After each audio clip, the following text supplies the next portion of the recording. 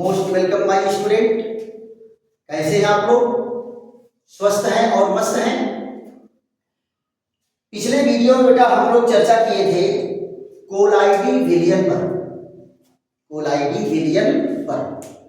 और दूसरी चीज मैं बताया था कि कोलाइडी विलयनों के अस्थायित्व के क्या कारण हैं, विद्युत द्विपर्त क्या होता है, इलेक्ट्रिक डबल लेयर, और उनसे उत्पन्न होने वाले विभवांतर को हम लोग जीटा पोटेंशियल कहते हैं। इस पर हमारी आपकी चर्चा हुई थी। आज बेटा कोलाइडी विलयन से संबंधित दो बहुत ही महत्वपूर्ण टॉपिक पर हम लोगों की चर्चा चलेगी। पहली चर्चा हम लोगों की क्या है? पेप्टीकरण। पेप्टीकरण क्या होता है, पेप्टाइजेशन किसे कहते हैं, इस पर चर्चा चलेगी। और दूसरी चर्चा हम लोगों की चलेगी अस्कंदन पर। अस्कंदन मीन्स क्या होता है? अवक्षेपण। अस्कंदन मीन्स क्या होता है? अवक्षेपण। या यूं कहो, अवक्षेपण अलग प्रोसेस है और अस्कंदन अलग प्रोसेस है, लेकिन सामान्य वे में हम कह लेते हैं अस्कंदन माने अवक्षेपण, लेकिन ये होता नहीं। अवक्षेपण एक एग्जांपल देकर के बेटा बता रहे हैं, जरा खूब बढ़िया समझना इसको। तो अच्छा ये बताओ, दूध को खूब बॉयल करके, गर्म करके, गाढ़ा बना करके, और जब गुनगुना ठंडा हो तो उसमें आप मट्ठा डाल दो तो क्या बन जाता है? दही। एकदम जम जाता है कि नहीं जम जाता है? ये जो थक्का का थक्का दही जम गया, इसी को कहते हैं अस्कंदन। अस्कंदन की अंग्रेजी क्या होती है? कोआगुलेशन। अस्कंदन की अंग्रेजी क्या होती है? कोआगुलेशन। और अगर मान लो दूध को बॉयल करके, गरम करके, और उसमें अगर छेना वाला पानी डाल दिए तो फिर वो दही बनेगा? ऐ सारा दूध फाट करके जो है टुकड़ा टुकड़ा हो करके नीचे पेड़ी में बैठ जाए। तो इस प्रक्रिया को कहते हैं बेटा अवक्षेपण। क्या कहते हैं? अवक्षेपण। यानी दूध से पनीर फट गया तो अवक्षेपण, और दूध से दही बन गया तो अस्कंदन है ना।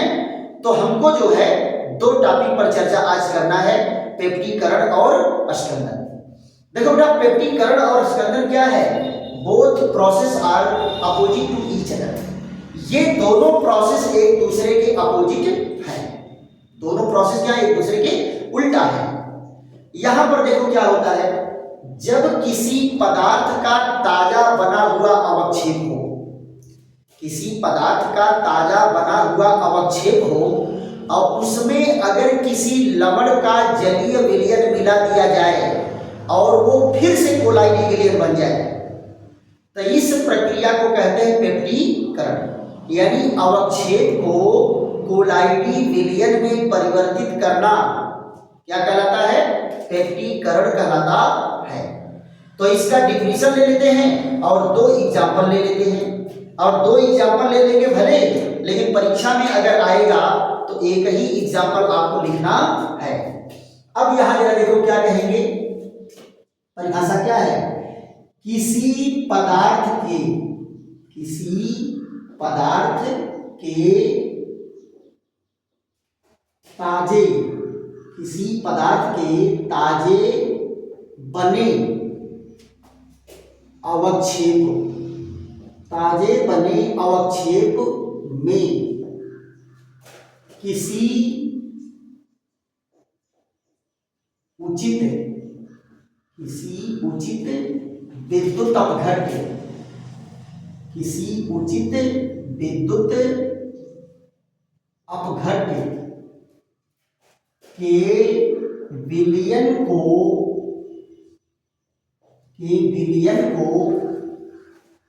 मिलाकर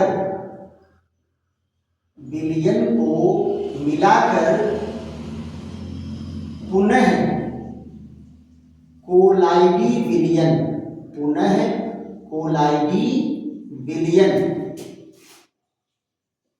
पुनः कोलाइडी विलयन प्राप्त करने की विधि, कोलाइडी विलयन प्राप्त करने की विधि को पेप्टीकरण, पेप्टीकरण कहते हैं, पेप्टीकरण कहते हैं। देखो बेटा क्या डिफिनीशन है, किसी पदार्थ के ताजे बने अवक्षेप में किसी उचित विद्युत अपघट्य, उचित विद्युत अपघट्य क्या बेटा, विद्युत अपघट्य वो है जो अपने विलयन में धनायन और ऋणायन में टूट जाता है, वो क्या है, विद्युत अपघट्य है। तो उचित विद्युत अपघट्य के विलयन को मिलाकर पुनः कोलाइडी विलयन प्राप्त करने की विधि को पेप्टीकरण कहते हैं। जरा इनका एग्जाम्पल लेकर के देखो तो, इनका एग्जाम्पल क्या है, यहां देखो।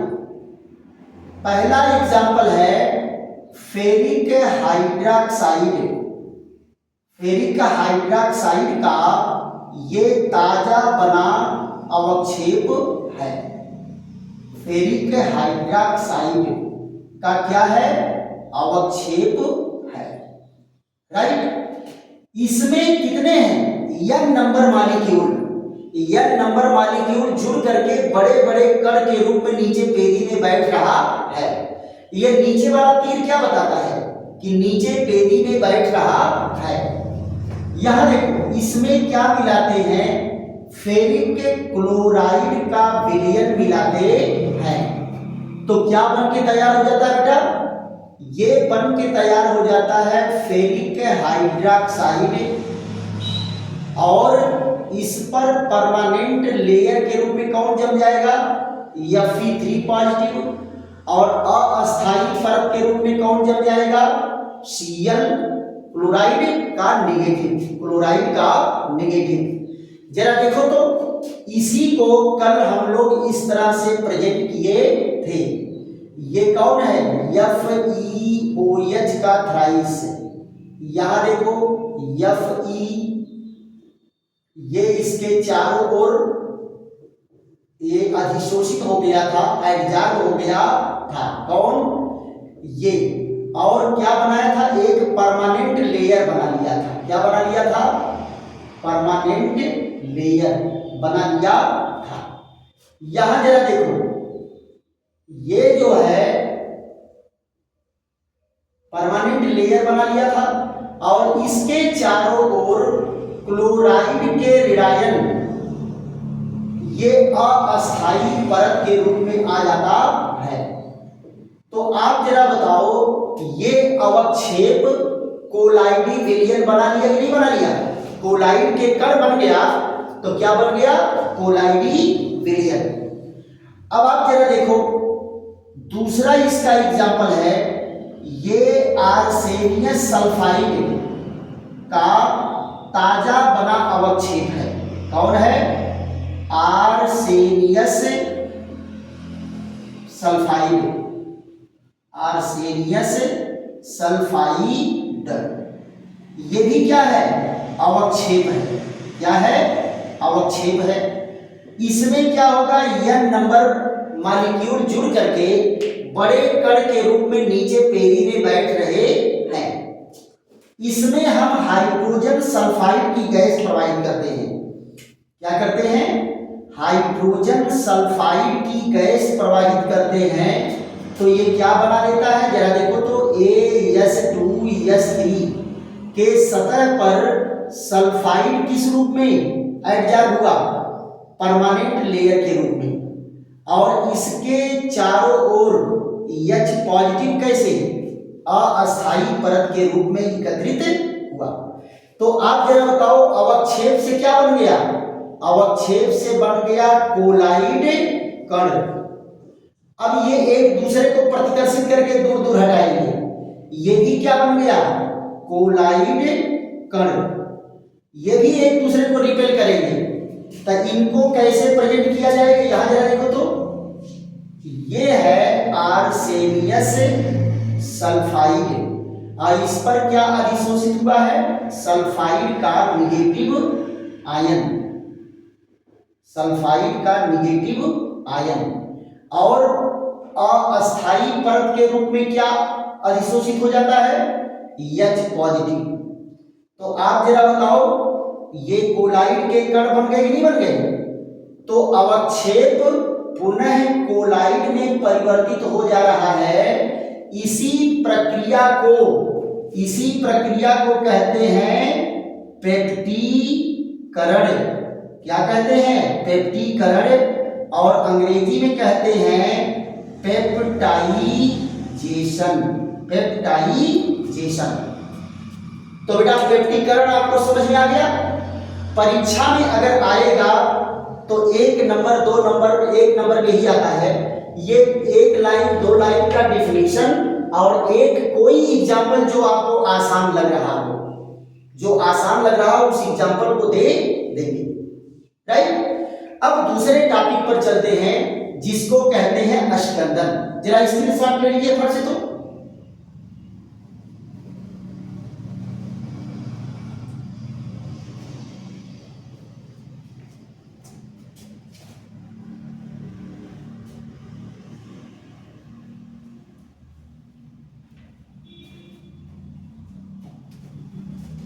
दूसरा पॉइंट हम लोगों का क्या है बेटा? अष्टकंदन। यहां देखो,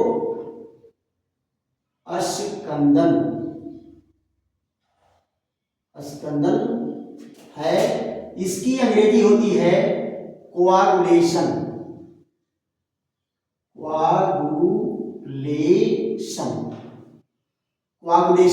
अष्टकंदन या कोआगुलेशन।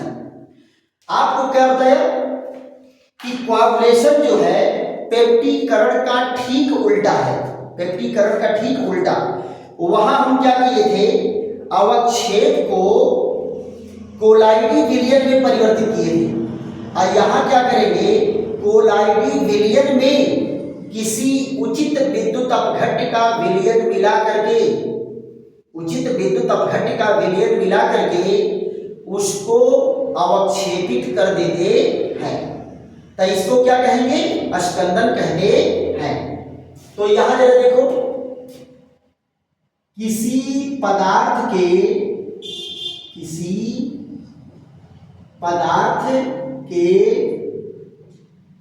कोलाइडी विलयन में किसी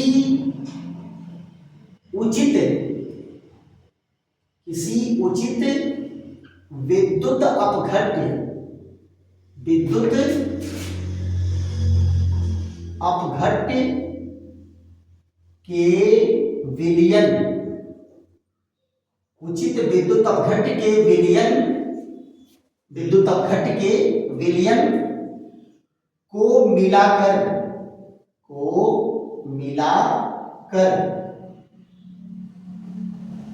अवक्षेपित करने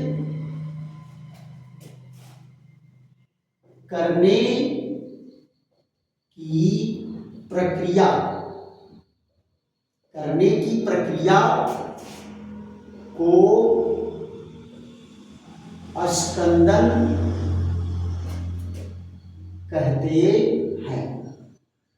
अष्टकंदन कहते हैं। देखो बेटा क्या कहे?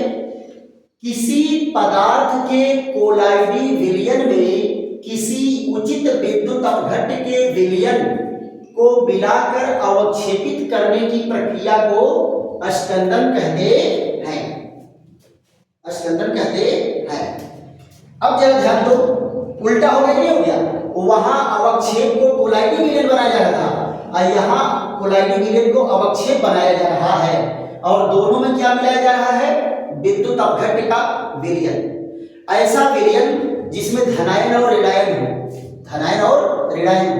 वो क्या हो सकता है? कोई लवण हो सकता है, कोई अम्ल हो सकता है, कोई क्षार हो सकता है। क्लियर? तो आप यहां देखो, पहला एग्जाम्पल यहां पर क्या है? ये देखो, ये क्या है? फेरिक हाइड्रोक्साइड का कोलाइडी विलयन है। फेरिक हाइड्रोक्साइड का क्या है? कोलाइडी विलयन है। राइट। अब यहां पर क्या है, ये n नंबर है, इसमें मिलाते क्या है, इसमें मिलाते हैं सांद्र सल्फ्यूरिक अम्ल, नहीं तनु सल्फ्यूरिक अम्ल, तनु सल्फ्यूरिक अम्ल मिलाते हैं। तो आप जरा देखो क्या होगा, ये सल्फेट इसके आयरन को हटा देगा और ये हाइड्रोजन इसके क्लोरीन को हटा देगा। अब ये जब नंगे हो जाएंगे तो फिर कई ठो मॉलिक्यूल आपस में आई लव यू करके बड़े बड़े कण के रूप में परिवर्तित होकर के नीचे पेदी में बैठने लगते हैं। तो देखो क्या होता है, FeOH का थ्राइस, देखो बेटा ये n नंबर मॉलिक्यूल जुड़ करके क्या बना दिए, PPT, PPT माने प्रेसिपिटेट। और यहां पर क्या आया बेटा, यहां पर बना Fe2SO4 का थ्राइस n नंबर, और क्या निकला n नंबर HCl। देखो तो हम सल्फ्यूरिक अम्ल के विलयन को मिला करके इसका क्या किए, अवक्षेपण कर दिए। दूसरा एग्जाम्पल देख लो, ये है AS2S3। यहां देखिए इस पर अस्थाई परत के रूप में क्या जुड़ा है, सल्फाइड का निगेटिव, और अस्थाई परत के रूप में क्या जुड़ा है, ये पॉजिटिव। यहां देखो ये क्या है, बेरियम क्लोराइड, बेरियम क्लोराइड है कि नहीं। तो यहां देखो क्या बनेगा, बेरियम क्लोराइड का विलयन जब मिलाते हैं तो AS2S3 के n नंबर मॉलिक्यूल जुड़ करके क्या बना देंगे, PPT। और यहां जरा देखो ये किसके रूप में अलग हो गया, बेरियम सल्फाइड के रूप में, और यहां क्या बना, हाइड्रोजन क्लोराइड के रूप में अलग हो गया। तो ये क्या करेगा, सल्फाइड और हाइड्रोजन को उसके सरफेस पर से हटा दिया। यहां से क्या किया, जो उसके सरफेस पर आवेश चिपका हुआ था, ये विद्युत अपघट्य उस आवेश को हटा देंगे, और जैसे ही ये ओपन हुआ आवेश गायब, रिपल्शन फोर्स गायब, ये आपस में जुड़ जुड़ करके क्या है, बड़े अणु के रूप में अवक्षेपित होकर के नीचे पेदी में बैठने लगते हैं। एक बेटा इसमें बेहतरीन टॉपिक है, इसी में स्कंदन वाले में ही, उसको जरा हम लोग देख लेते हैं।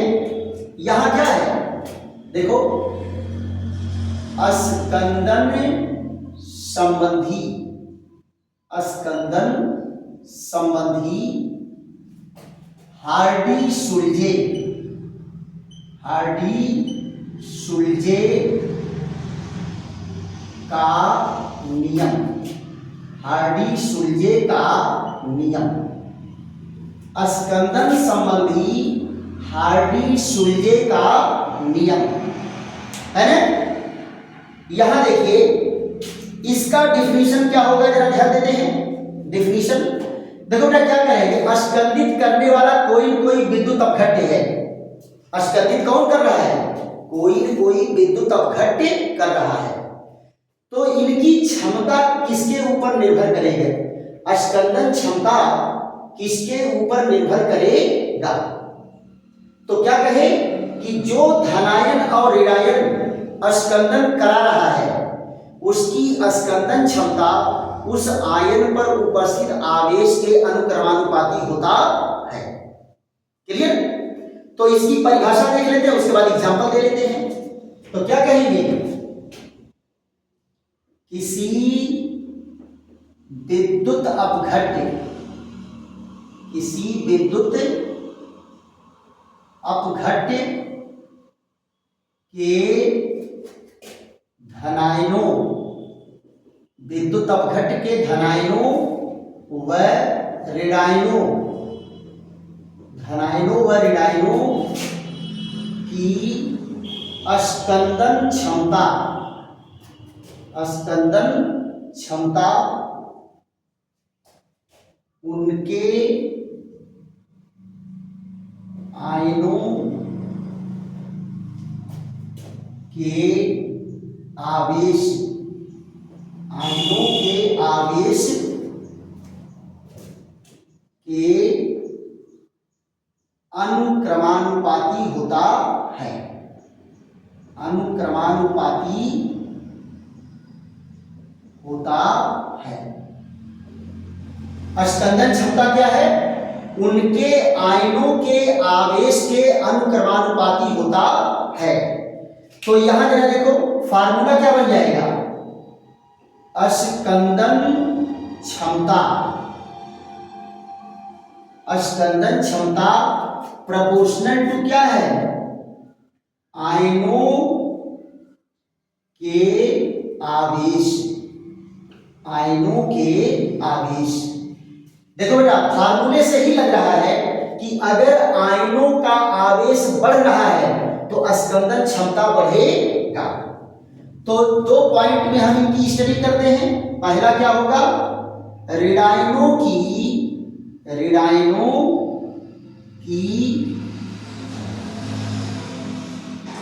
स्कंदन क्षमता, ऋणायनों की स्कंदन क्षमता। जरा देखो तो ऋणायनों की स्कंदन क्षमता क्या होगी? ये है फ्लोराइड, एक ऋणावेश है, तो इससे ज्यादा कौन होगा? सल्फाइड 2 नेगेटिव का होगा, सल्फाइड 2 नेगेटिव का होगा। इससे ज्यादा कौन होगा? फास्फेट 3 नेगेटिव का होगा, इस पर 3 ऋणावेश है। और इससे भी ज्यादा स्कंदन क्षमता किसकी होगी? FeCl6 4 नेगेटिव की होगी। यानी ऋण आवेश जैसे जैसे बढ़ रहा है स्कंदन क्षमता वैसे वैसे बढ़ती जाएगी। दूसरा जरा देखो, धनायनों की स्कंदन क्षमता, धनायनों की स्कंदन क्षमता। यहां जरा देखो धनायनों की स्कंदन क्षमता, तो ये देखो कौन है? सोडियम 1 पॉजिटिव, इससे ज्यादा कौन होगा? Mg2 पॉजिटिव, इससे ज्यादा कौन होगा? Al3 पॉजिटिव, Al3 पॉजिटिव, इससे ज्यादा कौन होगा? Sn4 पॉजिटिव, और इससे ज्यादा कौन होगा?